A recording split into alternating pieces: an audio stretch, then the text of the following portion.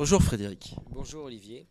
Alors tu as écrit un dernier point de vue dans Tomber les voiles, l'anthologie du premier saison 2018. Et donc nous sommes au livre et à la tortue Oui, pour bon, parler merci. de cette nouvelle. Donc je pense que la fable est un peu de mise. Donc puisque ta nouvelle parle justement euh, de choses. Et c'est pas pour rien en fait que c'est un dernier point de vue aussi, que dans cette anthologie c'est un dernier point de vue, dans cette mise en abîme du réel. Donc est-ce que tu pourrais nous décrire un petit peu l'histoire et les protagonistes de ton histoire, et après je te demanderai de nous expliquer ce en quoi, je veux dire, tu as mis en abîme ce réel, et quelle découverte en fait tu amènes le lecteur. À quelle découverte tu amènes le lecteur. Eh bien, écoute, la nouvelle euh, part d'un personnage qui s'appelle Georges Ardan. On est dans un univers, on va dire, rétrofuturiste, et ce personnage, suite à un drame dans sa vie, un double drame, se plonge complètement dans son travail et consiste à finalement construire une sorte de moteur qui va compresser, replier l'espace sur lui-même, un moteur à compulsion qu'il appelle ça, pour augmenter, enfin pour permettre à l'humanité de conquérir l'espace. Pour l'instant, l'humanité s'est limitée à aller sur la Lune et il veut aller plus loin. En tout cas, c'est le but avoué par le personnage. Donc il est animé par cette compulsion, je dirais pratiquement pulsion. Tout à fait, oui, d'où le nom du moteur. Oui, oui, tout à fait. C'est quelque chose qui le propulse, qui le pousse en avant dans, dans une volonté d'aller chercher une vérité, en fait. Alors c'est la perte de l'être aimé en fait Oui. qui crée cette... et donc il a envie de parcourir cette distance entre l'être aimé qui a disparu et lui-même. Je pense qu'il est en quête d'une vérité, je dirais pas un absolu justement, qui est en tête de compenser cette perte et de retrouver, d'aller au-delà de celle-ci pour retrouver finalement, oui, se retrouver lui-même et retrouver quelque part ce sentiment euh, complet qui est l'amour, quoi. D'accord, de réunir les deux parties. De réunir les deux parties, de se reconstruire. Je pense que l'amour à deux est une union de deux personnes psychologiquement, mentalement, sentimentalement, et que effectivement deux personnes ne font plus qu'une. Donc l'autre étant absent, il est une moitié de lui-même et oui, il se veut se reconstruire autrement. Ta nouvelle donc parle aussi un peu de physique quantique. Alors oui, sans le dire, sans le dire, effectivement, on parle de la relativité des choses et de la relativité de la réalité, la, la subjectivité du réel, en fait, si on peut dire, sans trop en dire. Voilà. Et donc ton héros a besoin d'un observateur. Oui, tout à fait. Il a un observateur qui est un journaliste du nom de Phileas. Euh, tout un tas de clins d'œil à Jules Verne Qui dans est toujours dans le brouillard lui aussi. Oui, tout à fait. Il est dans le brouillard, il est beaucoup dans le brouillard, mais c'est un personnage très attachant, effectivement, qui entre en quelque sorte Georges Ardan dans, dans l'humanité, je dirais pas dans le réel, mais dans l'humanité en tout cas. Alors comment tu as conçu justement donc tu as conçu cette nouvelle pour répondre à l'appel à texte Tomber les voiles, sans dévoiler en fait la chute, Mm. parce que tout est une question de chute hein, depuis la faute originelle. Tout est une question de chute, oui, sous plusieurs sens du mot même dans ma nouvelle. Tout Mhm. à fait. Oui, parce que en fait, j'ai construit cette nouvelle à partir de plusieurs choses. Déjà, l'appel à tête, se tomber les voiles avec ce et qui nous posait des soucis, qui a posé des soucis à beaucoup.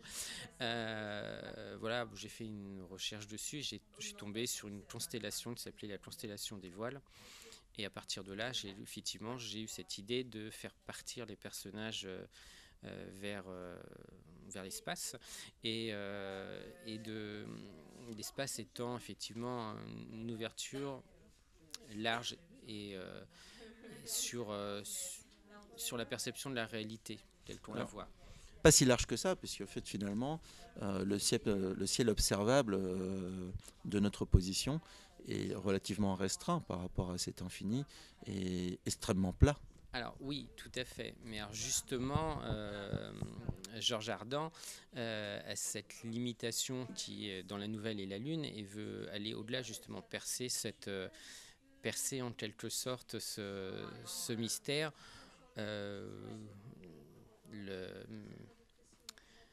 Disons l'imposer, on peut le comprendre.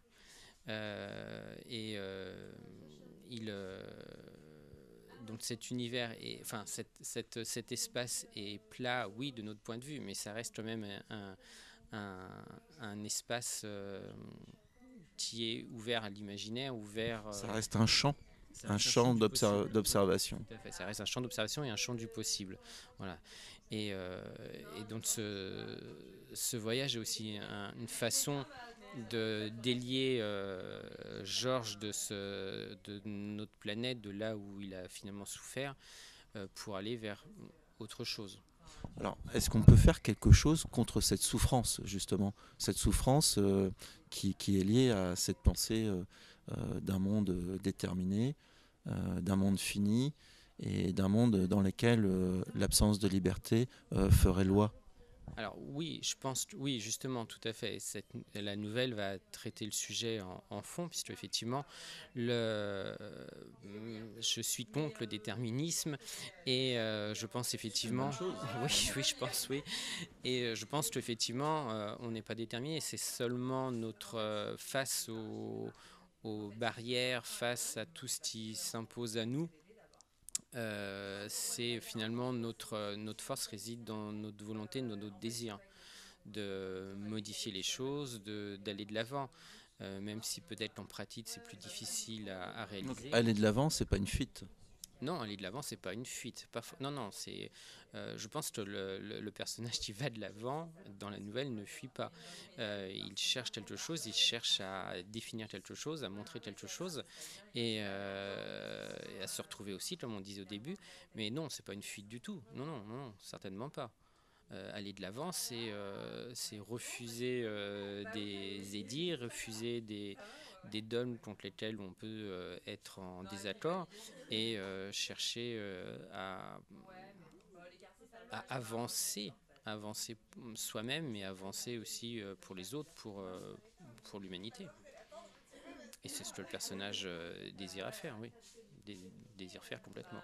Oui, il est dans cette démonstration en fait et dans cette démonstration en fait du pouvoir de l'homme sur la matière.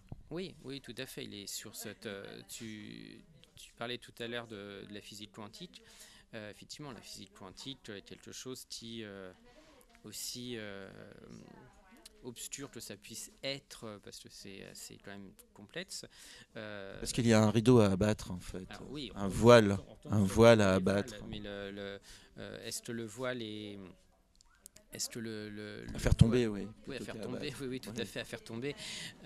Mais ce voile, voilà, la physique quantique va nous montrer qu'effectivement que les choses ne sont pas déterminées à l'avance et que c'est notre regard qui peut orienter les effets. L'observation va déterminer le résultat. Et voilà. C'est-à-dire que l'observation est une information. Oui, l'observation est une information, je dirais même qui plus est, une information relative à l'observateur. Voilà, c'est la subjectivité bafouée par... Enfin non, l'objectivité bafouée par notre subjectivité, totalement, et notre subjectivité consciente ou inconsciente. Voilà, un fait va être décrit de manière différente par deux observateurs. Voilà, c'est une évidence à partir de laquelle je suis parti aussi pour construire la nouvelle. Tomber les voiles, donc Frédéric, ça signifie quoi exactement pour toi? Alors, tomber les voiles, c'est vraiment révéler, dévoiler, dévoiler une vérité ou une réalité au-delà d'une apparence. C'était Frédéric Godbillot. Gobillot. Voilà. Donc, qui nous a présenté sa nouvelle Un dernier point de vue.